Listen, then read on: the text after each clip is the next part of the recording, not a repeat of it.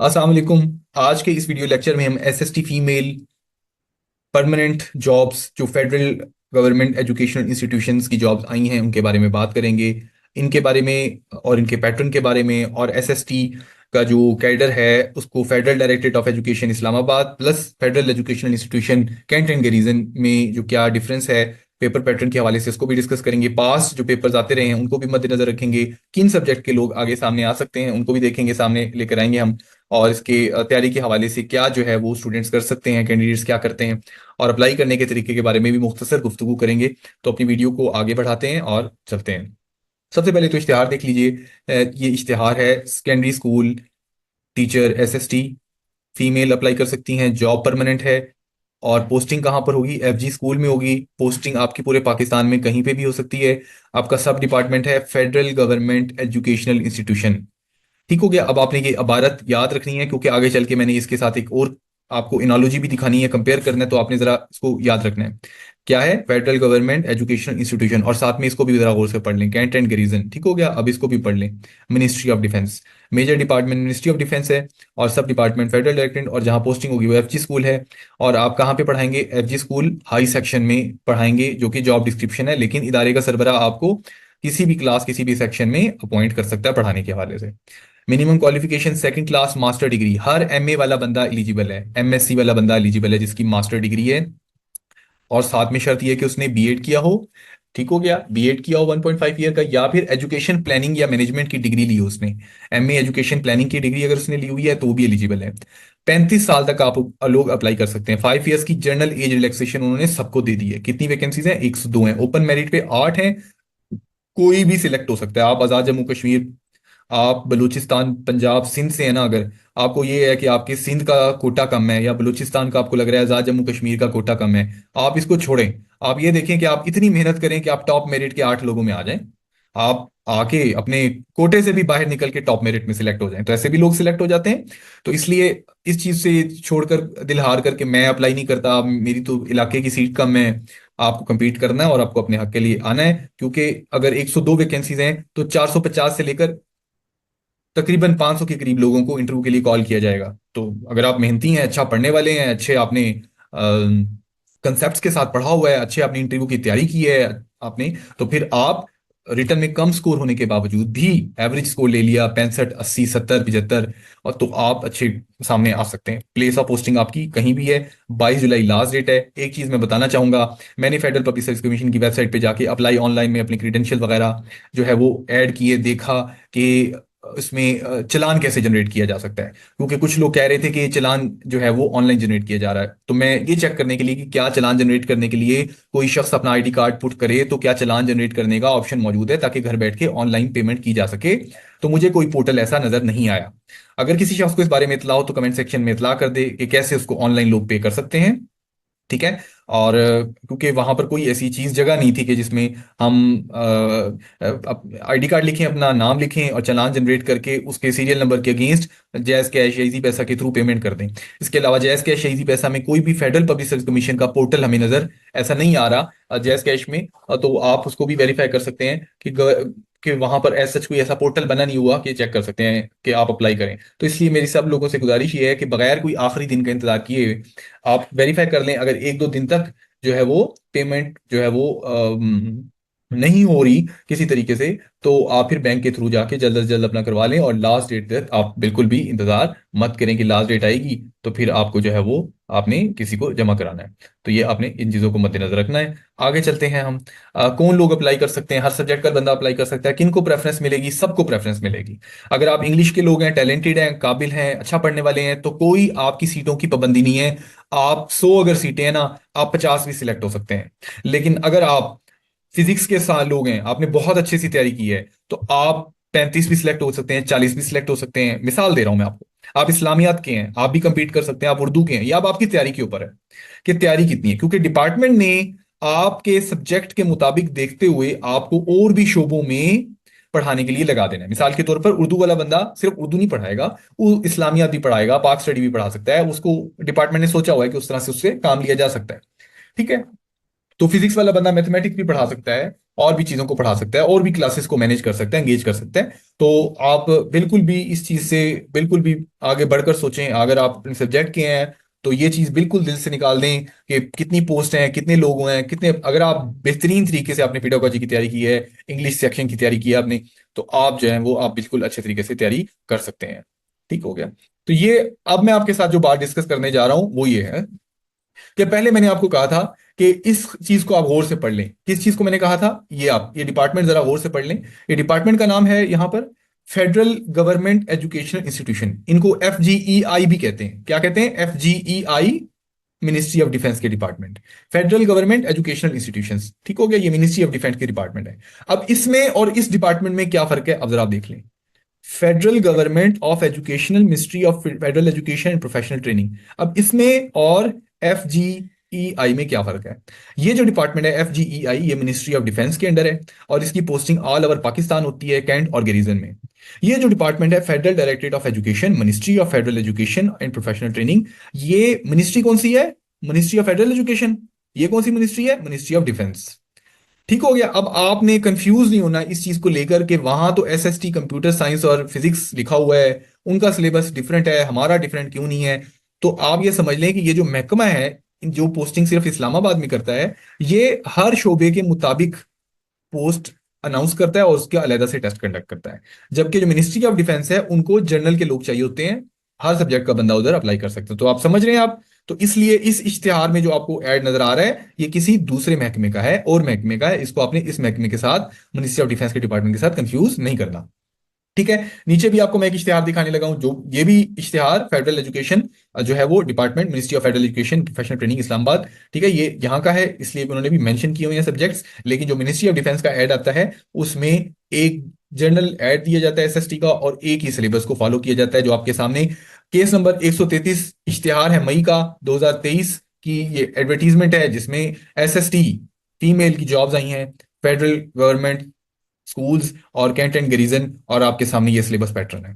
ठीक है, ये सिलेबस पैटर्न 2018, 20, 21, 22, 23 में यही फॉलो होता जा रहा है।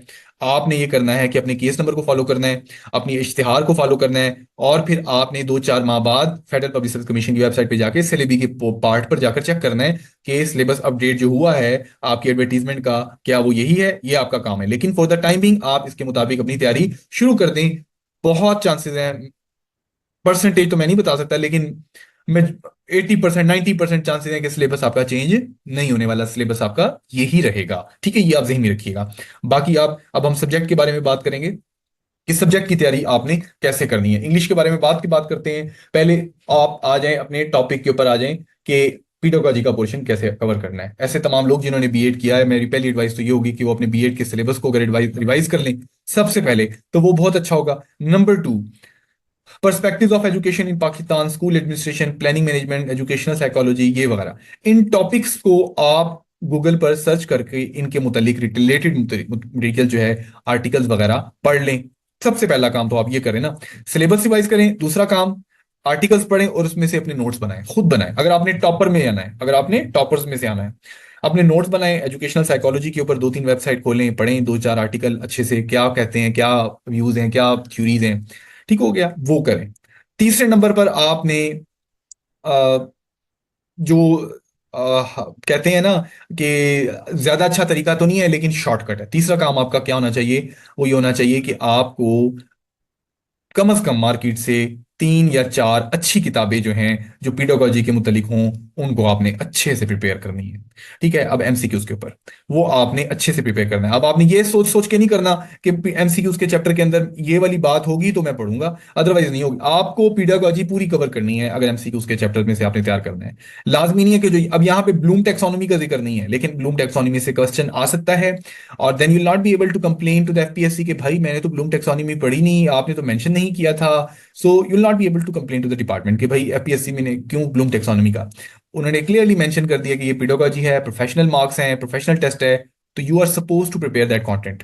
ठीक है, प्रोफेशनल टेस्ट वसी हो गया। ठीक हो गया।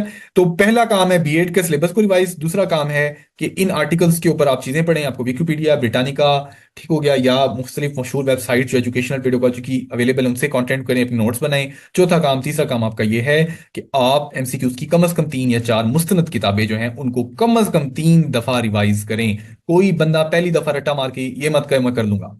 अगर आपने ये काम 2-3 दफा कर लिया, ठीक है, तो फाइनली आप कह सकते हैं मेरी अंडरस्टैंडिंग हो गई है। चौथा, मैं आपको ये रिकमेंड करूंगा कि मेरे यूट्यूब के चैनल के ऊपर अगर आप प्लेलिस्ट में जाएं तो प्लेलिस्ट में आपको पीडागोजी के पोर्शन में 10 के करीब वीडियोस मिलेंगी जो कि पीडागोजी को कवर करेंगी, जिसमें टीचिंग टेक्निक्स आ जाती हैं। ठीक है, इसके अलावा टीचिंग मेथोडोलॉजी आ जाती है, क्लासरूम मैनेजमेंट आ जाती है, टीचिंग की थ्योरीज आ जाती हैं, क्लासरूम डिसिप्लिन के ऊपर बात आ जाती है। ठीक हो गया। और इसके अलावा टेस्टिंग एंड एवेल्युएशन के ऊपर मेरी 3 वीडियोस हैं बड़ी डिटेल में कि किस तरीके से आप उसको डील कर सकते हैं। इसके अलावा जो फाइनल जो हमारी वीडियो है वो ब्लूम टेक्सोनोमी और एंडरसन और क्रैथवेल्स टेक्सोनोमी जो है लेटेस्ट, उसके ऊपर वीडियो मौजूद है। आप अपनी बेहतर अंडरस्टैंडिंग के लिए, समझने के लिए, कंसेप्ट को समझने के लिए आप उन वीडियोस को भी देख सकते हैं, पढ़ सकते हैं और उनको देखकर भी अपना नोट्स बना सकते हैं। ठीक हो गया। तो ये है आपका तरीकाकार जिसको आपने अच्छे तरीके से फॉलो करना है, आपकी बेटर अंडरस्टैंडिंग, क्योंकि आपने अगर रिटर्न का क्वालिफाई कर लिया, इंटरव्यू इनका टफ होता है, आसान नहीं होता, तो आपसे वो थ्योरीज पूछेंगे, मेथोडोलॉजी के बारे, फिर आपको स्ट्रिक्ट जो है वो तैयारी करने की जरूरत है ताकि आप बोलकर उसको कम्युनिकेट भी कर सकें। तो ये है आपका तरीकाकार जिससे आप अच्छे से तैयारी कर सकते हैं। आगे चलते हैं हम, पेपर की डिस्ट्रीब्यूशन में 20% जो पोर्शन है इंग्लिश का, उसको कैसे तैयार करें। अपनी वोकैबुलरी को सबसे पहले तो इंप्रूव कीजिए। वोकैबुलरी एक दिन में डेवलप नहीं होती। You need to read the newspaper, any article और anything that you like to read. But for any student who is preparing for competitive examination, he may not find suitable time to read anything other than those books that he may have chosen for examination. तो फिर भी I still advise you कि आप करें कि कुछ ना कुछ पढ़ते रहें, एक आर्टिकल पढ़ लें, 2 पढ़ लें, तो that is your way forward towards learning vocabulary. Grammar का यूजेज क्या है, सेंटेंस की स्ट्रक्चर क्या है, वोकैबुलरी क्या है, और इसके अलावा सेंटेंस का जो स्ट्रक्चर है, सिंटैक्टिकल स्टेटमेंट्स होती हैं, फ्रेज क्लॉज रूल्स हैं, वो कैसे हैं आपको आइडेंटिफाई करना चाहिए, टाइप ऑफ फ्रेज वगैरह कितने हैं, डिक्शन या सिंटैक्स, पार्ट ऑफ स्पीच की identification, type of clauses, type of phrases की आइडेंटिफिकेशन, इडियम्स, प्रोवर्ब्स वगैरह की आइडेंटिफिकेशन, सिनोनिम्स, एंटोनिम्स वगैरह, sentence correction, preposition, active passive, ये सारे आपको आने चाहिए। इसके लिए आप बेहतरीन तरीके से, अच्छे तरीके से किताब जो है वो इसकी कोई लेकर इसकी तैयारी कर सकते हैं। और इसको आप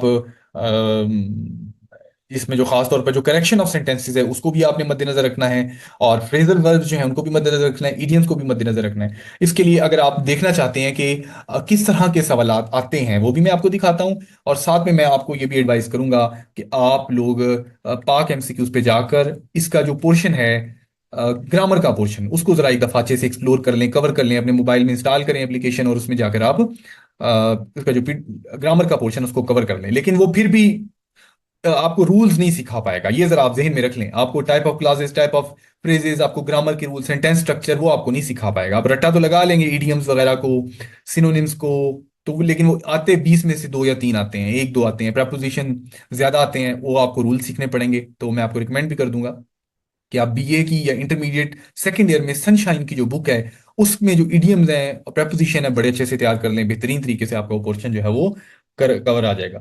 तो ये आपका तरीकाकार है। अब इसके अलावा आपने जो हमने पेपर के बारे में बात करनी है कि पेपर जो है हमारा किस तरीके से हमने किस चीज पे किस तरह से फोकस करना है। तो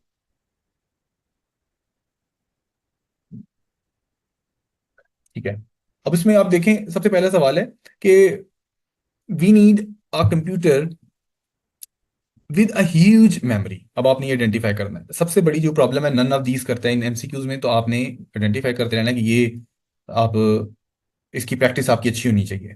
फिर है, as soon as I saw her I knew that I had met her before. ठीक हो गया। तो अब आप चूंकि पढ़ते रहे होंगे, सीखते रहे होंगे, आर्टिकल्स पढ़ते रहे होंगे, तो आपके दिमाग में ऑलरेडी स्टोर हो जाएंगी चीजें, लेकिन फिर भी प्रैक्टिस जरूर कीजिएगा। टू बॉयज, ठीक है, are like in looks but not in personality. ठीक हो गया। तो ये आपने इसको टिक कर दिया। इसी तरह और सवाल है, I was wondering if you I was wondering if you would be interested in game of tennis, जब आपने पोलाइट रिक्वेस्ट करनी है तो आप वुड का इस्तेमाल करेंगे। ठीक हो गया। तो ये तमाम इस तरह के सवालात हैं जो आ रहे हैं, जिनको आप प्रैक्टिस कर सकते हैं। ये बेसिक सवालात होते हैं जिसमें sentence structure, phrase, clause, rules, preposition, idiomatic structure, phrasal verbs जो हैं वो आती हैं, उनको आप प्रैक्टिस करेंगे। ठीक है। तो ये आपका, आपके पास समझें कम से कम 6 से 10 माह का टाइम पीरियड है जिसमें आपका ये पेपर हो सकता है, क्योंकि एफपीएससी के पास अभी लोड है। एफपीएससी ने केस नंबर 167 का पेपर अभी तक नहीं किया। तो आप हिसाब लगाएं, जो पिछले साल अगस्त में आया उसका पेपर अभी तक नहीं हुआ। तो आपके पास टाइम है, आप तैयारी कर सकते हैं अच्छे तरीके से। तो आपने इसको लाइट नहीं लेना। आप पीडागोजी का पोर्शन जरा चेक करें आप, या आपके सामने है कि किस तरीके से उन्होंने सवालात जो हैं वो किए हैं, और उन सवालात को आप एक नज़र देख के आइडेंटिफाई कर सकते हैं कि किस तरीके से के सवालात को आपने मद्देनजर रखना है और उनको प्रिपेयर करके आपने अपना तैयारी करनी है।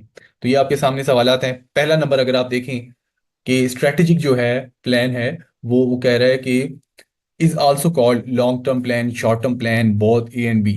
ठीक है। अब वहां पर आप ये आइडेंटिफाई नहीं करेंगे कि यार ये तो मैंने पढ़ा ही नहीं था। ठीक हो गया। तो ये आपकी general knowledge plus current affairs की जो आपने पढ़े होंगे, तो आपको आइडेंटिफाई हो जाना चाहिए ये लॉन्ग टर्म प्लान को कहा जाता है। ठीक हो गया। तो इसी तरह first step in planning process is to set an objective. अगर आपने मैनेजमेंट पढ़ी हुई है, पब्लिक एडमिनिस्ट्रेशन पढ़ी हुई है सीएसएस की तैयारी के दौरान, या आपने एजुकेशन प्लानिंग पढ़ी हुई है, ठीक हो गया, एजुकेशन मैनेजमेंट पढ़ी हुई है स्पेसिफिक टॉपिक, तो आप बड़े आसानी से इसको टिक कर लेंगे। तो इस तरह के सवाल आते हैं जिनको आप कर सकते हैं अच्छे तरीके से।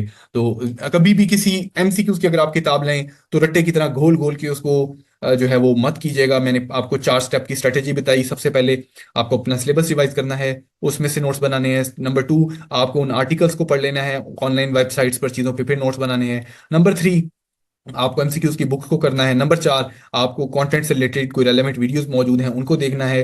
ठीक है। और नंबर 5 है आपका कम से कम 2 या 3 दफा दोहराई पेपर से पहले। और नंबर 6, अगर बहुत ही अच्छा हो जाए, टेस्टिंग सेशन इसका आप जरूर ज्वाइन करें, जिसमें आप टेस्ट देकर अपने आप को एवेलुएट कर सकें। इसका फायदा ना सिर्फ आपको लेक्चरशिप के इम्तिहानात में होगा, लेक्चरशिप से मुतालिक हर इम्तिहान में आप फिर पीडागोजी में 30/30, 30/25 स्कोर करेंगे।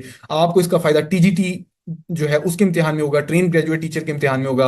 आप वहां भी पीडागोजी में बेहतरीन 80% का जो पोर्शन है बेहतरीन तरीके से कवर कर पाएंगे। ठीक है। इसके अलावा इसका एडवांटेज आपको इंटरव्यूज में होगा, जहाँ पे एजुकेशनल साइकोलॉजी के, एजुकेशनल फिलोसफी से मुतलिक सवालात पूछे जाते हैं। तो ये मत सोचिएगा कि ये तो मैं फंस जाऊंगा, मैं ये करूंगा फला, तो इस तरह की कोई नेगेटिविटी आप अपने दिमाग में मत लेकर आइएगा। ठीक है। और बुक्स और सोर्सेज मैंने आपको बता दिए हैं कि इनको आप तैयारी कर सकते हैं। वो तमाम स्टूडेंट जो मेरे चैनल पे नए हैं, एनाटॉमी ऑफ लिटरेचर का चैनल फॉलो कर सकते हैं, आप व्हाट्सएप पे हमें ज्वाइन कर सकते हैं। और lectureship English, subject specialist English के रिटर्न या इंटरव्यू टेस्ट की तैयारी के हवाले से भी आप मेरे दिए गए नंबर 032251522027 पे मुझसे रब्ता कर सकते हैं। इसके अलावा आप मेरे चैनल को ज़रूर सब्सक्राइब करें और अपने फ्रेंड्स के साथ शेयर करें। अपना बहुत सारा ख्याल रखें। अल्लाह हाफिज़। कोई सवाल है तो कमेंट सेक्शन में ज़रूर पूछें। शुक्रिया।